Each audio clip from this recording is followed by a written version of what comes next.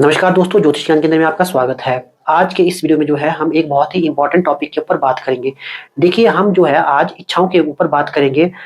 हर किसी की लाइफ में जो है बहुत सारी डिज़ायर्स होती हैं, बहुत सारी इच्छाएँ होती हैं। अगर हम डिज़ायर्स की बात करें तो समय बीत जाएगा, पर डिज़ायर्स की लिस्ट खत्म नहीं होगी। पर जो आपकी प्रायोरिटी लिस्ट होती है, जो सबसे मेन लिस्ट होती है, प्रायोरिटी डिज़ायर्स होती हैं, उनको पूरा किस तरह से किया जाए? जब हम इच्छाओं और डिज़ायर्स की बात कर रहे हैं, तो सीधी-सीधी सी बात है, हम राहु के ऊपर बात कर रहे हैं, ठीक है? तो अगर राहु की मैं एक सिंपल और जो प्रॉपर डेफिनिशन है, जो ज्योतिष में ज़्यादा प्रिवेल है, उसको बताऊँ, तो राहु जो है, जो हमारे प्रीवियस लाइफ की जो पेंडिंग डिज़ायर्स हैं, जो पिछले जन्म में जो हमारी इच्छाएँ पूरी नहीं हो पाई हैं, उन इच्छाओं को हम इस जन्म में लेके आए हैं, वो राहु दर्शाता है, ठीक है? तो आज मैं आपको 2 सिंपल टेक्निक्स बताऊँगा राहु की। अगर आप उनको कुंडली में लगाते हैं, ध्यान से लगाते हैं, कुछ स्टेप्स फॉलो करते हैं, तो जो आपकी इच्छाएँ हैं, जो आप डिज़ायर्स रखते हैं, सबसे पहले तो आप उनको डिकोड कर सकते हैं कि आपकी प्रायोरिटी लिस्ट क्या होनी चाहिए कुंडली में राहु के अकॉर्डिंग। दूसरी, अगर कोई भी अगर आप इच्छा करते हैं, ठीक है? तो उस इच्छा को समय पर कैसे पूरा कर सकेंगे? कोई भी डिज़ायर जो है आपसे, आपके जीवन से जुड़ी हुई, उसको आप समय पर कैसे पूरा कर सकेंगे, क्या उपाय कर सकेंगे, वो मैं आपके साथ शेयर करूँगा। तो आइए शुरू करते हैं।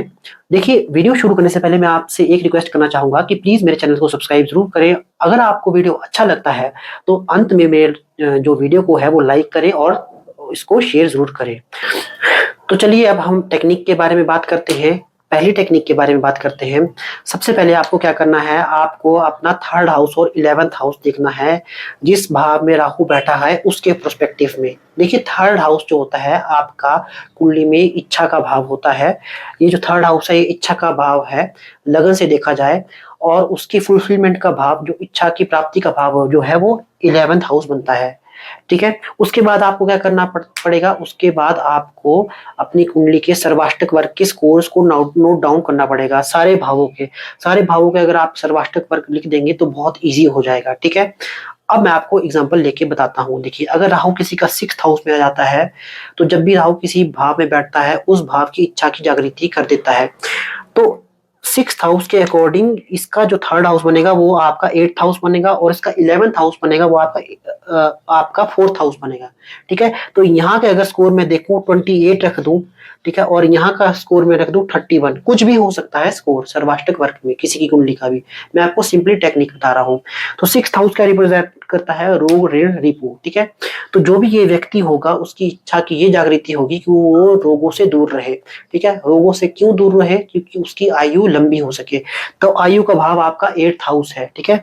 तो अगर व्यक्ति रोग मुक्त होगा, तो आयु उसको प्राप्त होगी ही होगी, ठीक है? और क्या वो इच्छा करेगा कि उसकी इच्छा की प्राप्ति कैसे होगी? रोग मुक्त जीवन होगा, लंबी आयु होगी, तो वो सारी सुख सुविधाओं का जो है उपभोग कर पाएगा। 4th हाउस जो है हमारी सुख सुविधाओं का भाव भी होता है, ठीक है? बहुत ही सिंपल टेक्निक है, यहाँ पे आपको लगती हुई दिखाई दे रही है।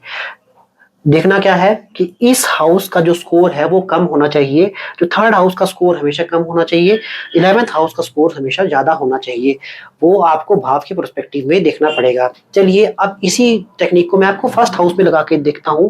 देखिए, राहु जब आपका 1st हाउस में चला जाए, तो इसकी इच्छा का भाव कौन-सा बन गया? 3rd हाउस, ऑब्वियस सी बात है, और इच्छा प्राप्ति का भाव कौन-सा बन गया? आपका 11th हाउस।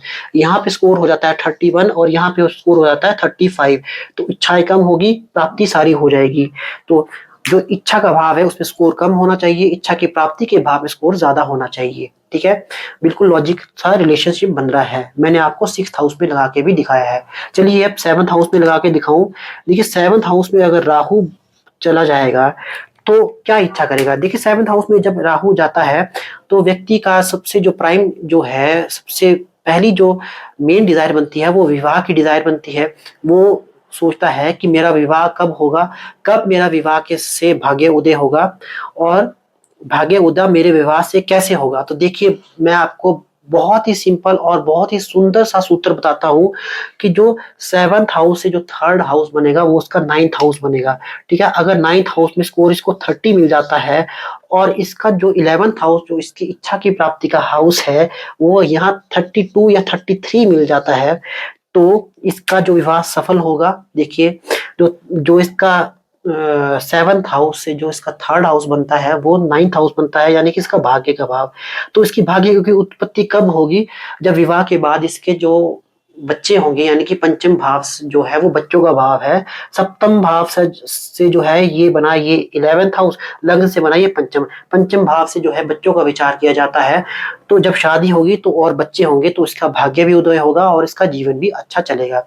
बहुत सारा जोशियों का ये मानना होगा कि सप्तम भाव में राहु चला गया तो जीवन में जो है वैवाहिक जीवन में बहुत ज्यादा दिक्कत आएगी, अगर वो डीपली एनालिसिस नहीं करेगा। बट अगर वो कुंडली के हर पैरामीटर को देखेगा, सर्वाष्टक वर्ग के स्कोर्स को चेकआउट करेगा, तो जरूर वो जो है बहुत ही एक्यूरेट फलादेश तक पहुंच पाएगा। ठीक है, तो आपको सर्वाष्टक वर्ग देखना है। ठीक है, पहले भाव में भी मैंने आपको लगा के बताया है। देखिए, जब भी राहु पहले भाव में जाता है, व्यक्ति की जो है डिसीजन मेकिंग बहुत ज्यादा पुअर हो जाती है, क्योंकि वो इच्छाओं में ही फंस के रह जाता है। इतनी ज्यादा इच्छाएं हो जाती है कि कौन सी पूरी करे कौन सी छोड़े। ठीक है, तो इसके लिए जो है वो आपको सर्वाष्टक वर्ग का स्कोर देखना पड़ेगा। ठीक है, जैसे मैंने आपको यहाँ पर बताया है सर्वाष्टक वर्ग का स्कोर। ठीक है, अगर यही स्कोर मैं आपको सेकंड हाउस में भी, यही टेक्निक मैं आपको सेकंड हाउस में भी लगा के बताऊं। देखिए, राहु जब अगर आपका सेकंड हाउस में आ जाए, ठीक है, तो यहां से पहले आप इसका थर्ड हाउस काउंट कर लीजिएगा। 1 2 3, यानी कि ये बन गया आपका थर्ड हाउस। ठीक है, ठीक है, और इसका 11th हाउस भी काउंट कर लीजिएगा। तो 4 5 6 7 8 9 10, ठीक है, और 11। ठीक है, तो 11वां भाव जो बन गया इसका, इसका 11th हाउस बन गया। ठीक है, तो ये क्या इच्छा करेगा? ये व्यक्ति इच्छा करेगा जिसकी भाव में भी राहु द्वितीय भाव में जाएगा कि मुझे मेरी लाइफ में हर कंफर्ट जोन हो, हर सुख हो। उस सुख की प्राप्ति के लिए उसे कहाँ जाना पड़ेगा? 12वें भाव में जाना पड़ेगा, यानी कि 12वें भाव में अपने घर से बाहर जाना पड़ेगा। घर से बाहर ही जो है व्यक्ति की जो है ग्रोथ हो सकेगी, वो जीवन में जो तरक्की करेगा वो घर से बाहर ही करेगा। तो अगर यहाँ का स्कोर कम हुआ और यहाँ का स्कोर ज्यादा हुआ, तभी वो जो है सारी सुख सुविधाओं का जो है उपभोग कर पाएगा, जो भी वो सोचता है। इस तरह जो है रिजल्ट बनाया जाता है अगर राहु सेकंड हाउस में आ जाता है। ठीक है, तो यहाँ स्कोर कम होना चाहिए, यहाँ ज्यादा होना चाहिए राहु के प्रोस्पेक्टिव से। ये मैं सिर्फ राहु के प्रोस्पेक्टिव की सिंपल सी टेक्निक आपको बता रहा हूँ। ठीक है, तो इस तरह से आपने एनालिसिस करना है। ठीक है, सिंपल सी बात है, सेकंड हाउस में राहु जाएगा, अगर वो कंफर्ट जोन चाहता है तो उसको घर से बाहर तो निकलना ही पड़ेगा। ठीक है, दूसरी अब मैं आपके साथ टेक्निक शेयर करना चाहता हूँ कि आप जो है अपनी इच्छाओं को किस तरह से मैनिफेस्ट कर पाएंगे। ठीक है, देखिए, इच्छा को मैनिफेस्ट करने का जो सबसे बेस्ट डे होता है, राहु को मैनिफेस्टेशन का जो दाता माना जाता है, तो वो अमावस्या का दिन होता है। अमावस्या जो है वो राहु का दिन होता है। तो ये मैंने अमावस्या के दिन लिख दिए हैं 2025 के 27 अप्रैल, 27 मई, 25 जून, 24 जुलाई, 23 अगस्त, 21 सितंबर, 21 अक्टूबर, 20 नवंबर, 19 दिसंबर, दिसंबर तक से ये सारे अमावस्या के दिन है। क्या करना है आपको? अपनी प्रायोरिटी लिस्ट बनानी है, जो सबसे प्रबल इच्छा है वो उसकी लिस्ट बनानी है, और अमावस्या वाले दिन जो है आपने इन चीजों को मैनिफेस्ट करना है। मैनिफेस्ट किस तरीके से करना है आपको? मैनिफेस्ट जो है आपको ये इस तरह से करना है कि ये सोचना है कि जो जीवन में जिस चीज की इच्छा रखी है मैंने, वो मेरी हो चुकी है। मान लीजिए आपने कार की इच्छा करी है, तो आपने ये देखना है कि जो कार है वो आपकी हो चुकी है, आप कार को चला रहे हैं, कार आपके पास है ही है। ठीक है, अगर आपने मैनिफेस्टेशन में ये सोचा कि कैसे आएगी, कैसे होगा, तो वो कभी पूरा नहीं हो पाएगी। उसके लिए जो सबसे बड़ा कारण, जो आपको राहु को जो है रोकने का सबसे बड़ा कारण, जो आपकी मैनिफेस्टेशन को जो है उसका जो सबसे बड़ी बाधा है, वो बुध लाता है। क्योंकि बुध लॉजिकली सोचता है, आपको इस समय लॉजिकली नहीं सोचना है, मैनिफेस्टेशन करनी है सिर्फ और सिर्फ, और ये सोचना है कि ये मेरी चीज कैसे हो जाए। आपको अपनी प्रायोरिटी लिस्ट बनानी है, जो सबसे प्रायोरिटी लिस्ट में जो सबसे टॉप की जो प्रायोरिटी लिस्ट में होगी उसकी मैनिफेस्टेशन करनी है। तो पहला तो हो गया अमावस्या वाला दिन। दूसरा दिन कौन सा हुआ? दूसरा दिन जो होगा, जिस भाव में भी राहु बैठा हुआ होगा, उस भाव में जब चंद्रमा का गोचर होगा, 1 महीने में जो है चंद्रमा उस भाव से जरूर होके जाएगा। उस दिन आपको अपनी जो प्रायोरिटी लिस्ट है उनकी मैनिफेस्टेशन करनी है, तब भी जो है आपकी इच्छाएं पूरी होंगी ही होंगी। और आप इस तरह से जो है अपनी प्रायोरिटी लिस्ट को मैनिफेस्ट करते हैं। ठीक है, तो दो बहुत ही सिंपल सी टेक्निक मैंने बता दी है आपको।